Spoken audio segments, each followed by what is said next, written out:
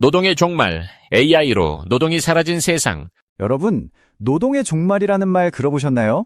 수십 년 전에 나온 이야기지만 요즘 인공지능 시대를 맞아 그 어느 때보다 더 현실적으로 다가오는 예언이죠.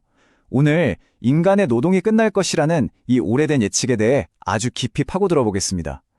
이 모든 논쟁의 시작은 말이죠. 바로 1995년으로 거슬러 올라갑니다. 제러미 리프킨이 쓴 노동의 종말이라는 아주 도발적인 책 한 권. 이 책이 경고한 내용은 정말 충격적이었어요. 기술이 발전하면 할수록 결국 인간의 노동은 더 이상 필요 없게 될 거라는 거였죠. 자, 그럼 30년이 지난 지금은 어떨까요? 리프킨의 예언은 그저 과장된 비관론에 불과했을까요? 아니면 지금 우리 눈앞에 펼쳐지고 있는 현실, 바로 그 자체일까요? 오늘 이 거대한 논쟁의 한가운데로 여러분과 함께 들어가 보겠습니다. 그럼 이야기의 시작점으로 한번 돌아가 보죠. 도대체 30년 전에 립킨은 무엇을 봤길래 그런 예측을 했고 왜 그의 경고가 그토록 세상을 뒤흔들었을까요? 리프킨의 핵심 주장은 사실 아주 명확합니다. 기계가 점점 더 똑똑해지면 인간 노동자가 설 자리는 점점 더 좁아진다는 거예요. 그렇게 되면 사회 전체의 생산성은 폭발적으로 늘어나는데 그 과실은 대부분 기계와 기술을 소유한 소수에게만 돌아가고 대다수는 일자리를 잃게 되는 그런 역설적인 상황이 온다는 거죠. 근데 리프킨의 통찰이 정말 흥미로운 지점은 이 변화가 단계적으로 올 거라고 내다봤다는 점이에요. 기술이 마치 3막짜리 연극처럼 인간의 역할을 하나씩 대체할 거라고 본 거죠. 1막, 산업혁명 때는 기계가 우리의 팔을 대체했고요. 2막, 정보혁명 때는 우리의 손이 하던 계산이나 서류 작업을 대체했습니다. 그리고 지금 우리가 마주한 3막은 바로 우리의 머리, 즉 생각하고 판단하는 영역까지 기계가 넘보고 있다는 겁니다. 그리고 이게 결국 그냥 옛날 이야기가 아니라는 증거가 바로 여기에 있습니다. 보세요. 최근 10년 동안 노동의 종말에 대한 학술 논의가 그 이전 20년을 합친 것보다 훨씬 더 뜨거워졌습니다. 30년 된 예언이 바로 지금 우리의 현실 문제로 떠오른 거죠. 하지만 물론 모든 사람이 이 암울한 미래에 동의했던 건 아닙니다. 수십 년 동안 수많은 경제학자들은 그 예언은 틀렸다고 아주 강력하게 반박해 왔거든요. 과연 그들의 근거는 뭐였을까요? 가장 대표적인 반박 논리가 바로 이거죠. 기술은 일자리를 파괴하는 게 아니라 오히려 창조한다. 경제학자들이 말하는 그 유명한 창조적 파괴라는 개념입니다. 낡은 마차 산업이 사라지는 대신에 자동차 산업이 생겨나고 수많은 새로운 직업이 생겨나는 것처럼요. 한번 생각해 보세요. 컴퓨터가 처음 나왔을 때 사람들이 이제 일 다 없어지는 거 아니야? 걱정했지만 결과는 어땠나요? 소프트웨어 개발자, IT 관리자, 심지어 소셜 미디어 매니저까지 예전엔 상상도 못했던 수백만 개의 일자리가 생겨났잖아요. 역사가 이걸 증명하고 있다는 겁니다. 기술은 언제나 파괴한 것보다 더 많은 기회를 만들어 왔다고요. 바로 이 지점이 현대 논쟁의 가장 뜨거운 부분입니다. 한쪽에서는 미국 일자리의 47%, 거의 절반이 자동화로 사라질 위험에 처해 있다고 아주 강력하게 경고합니다. 그런데 다른 한쪽에선 아니다. 그건 직업 전체를 너무 뭉뚱그려 본 거고 직업 안에 세부 업무 단위로 쪼개서 보면 고작 9%만 위험하다라고 말해요. 이 관점의 차이가 왜 중요할까요? 이건 단순히 숫자 싸움이 아니거든요. 만약 47%가 맞다면 우리 사회 전체를 뜯어고치는 혁명적인 대책이 필요하지만 9%가 맞다면 점진적인 재교육 정책 정도로 대응할 수 있다는 뜻이니까요.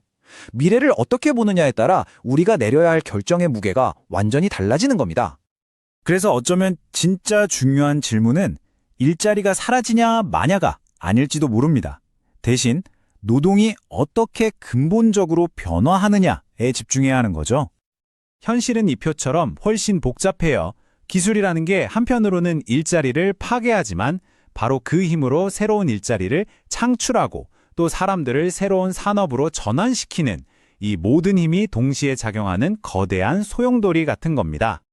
이 거대한 전환, 이 소용돌이가 만들어내는 가장 뚜렷한 현상이 바로 일자리 양극화입니다.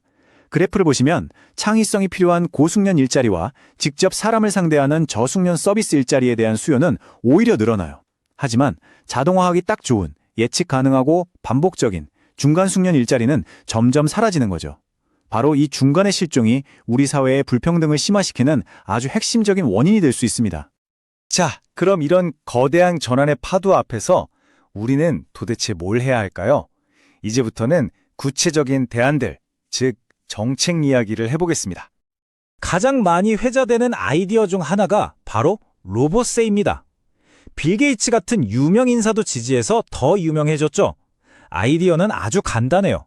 로봇을 도입해서 막대한 이익을 얻는 기업이 세금을 좀 더 내고 그 돈으로 일자리를 잃은 사람들을 돕는 사회 안전망을 만들자는 겁니다.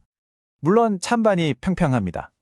찬성하는 쪽은 이게 자동화의 혜택을 공정하게 나누는 방법이라고 말하고, 반대하는 쪽은 혁신이라는 황금알을 낳는 거위의 배를 가르는 격이라고 우려하죠.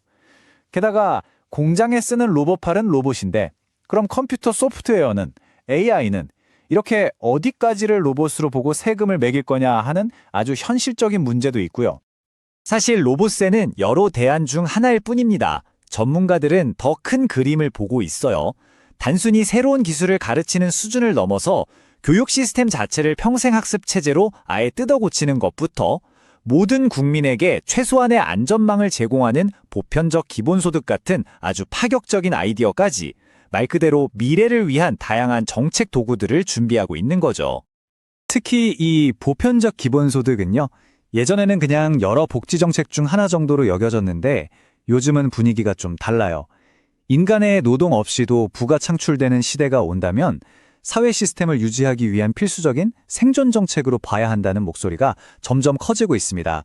노동과 소득의 연결고리가 끊어지는 시대에 대비해야 한다는 거죠. 자, 이제 경제 이야기에서 한 걸음 더 나아가 보겠습니다. 어쩌면 이 논쟁의 가장 깊은 곳에 있는 질문, 바로 우리 인간의 존재 자체에 대한 이야기입니다. 여기서부터는 정말 놀라운 역사적 아이러니가 펼쳐지는데요. 자본주의를 가장 신랄하게 비판했던 사람이 있죠. 바로 카를 마르크스. 그런데 만약 자본주의가 바로 그 마르크스의 궁극적인 꿈을 이뤄준다면 여러분 믿으시겠어요? 생각해보면 자본주의의 엔진은 결국 이윤 추구잖아요. 더 싸고 더 효율적인 방법을 찾다 보니 자연스럽게 비싼 인간의 노동력 대신에 더 저렴하고 효율적인 기술로 대체하게 되는 거죠. 이건 멈출 수 없는 흐름입니다. 이 흐름의 끝은 과연 뭘까요? 바로 기계가 거의 모든 일을 다 하는 세상. 인간이 더 이상 먹고 살기 위해 억지로 일할 필요가 없는 세상에 도달하게 될지도 모릅니다. 이거 어디서 많이 들어본 얘기 같지 않으세요? 맞습니다. 바로 마르크스가 꿈꿨던 유토피아, 노동으로부터의 해방입니다. 프롤레타리아 혁명이 아니라 기술혁신을 통해 자본주의가 스스로 마르크스의 유토피아를 완성하고 있는 정말 기막힌 상황인 거죠. 이렇게 보면 노동의 종말이라는 단어가 더 이상 무섭게만 들리진 않습니다. 오히려 인류의 종말이 아니라 진짜 우리를 인간답게 만드는 것들로 돌아갈 기회라는 거죠. 기계가 효율과 계산을 모두 책임진다면 인간은 기계가 절대 할 수 없는 일, 즉 공감하고 창조하고 사랑하고 윤례적인 판단을 내리는 그런 일에 집중할 수 있게 되니까요.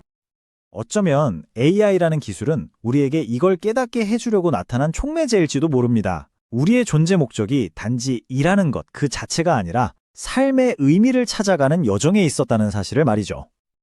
그래서 30년 묵은 이 예언이 우리에게 던지는 마지막 질문은 내 일자리는 어떻게 될까가 아닙니다. 그것은 바로 기계가 모든 일을 대신한다면 인간인 우리는 무엇을 위해 존재하는가입니다. 이 거대한 질문에 대한 답은 아마 우리 모두가 함께 찾아가야겠죠. 오늘 이야기는 여기까지입니다. 들어주셔서 정말 감사합니다.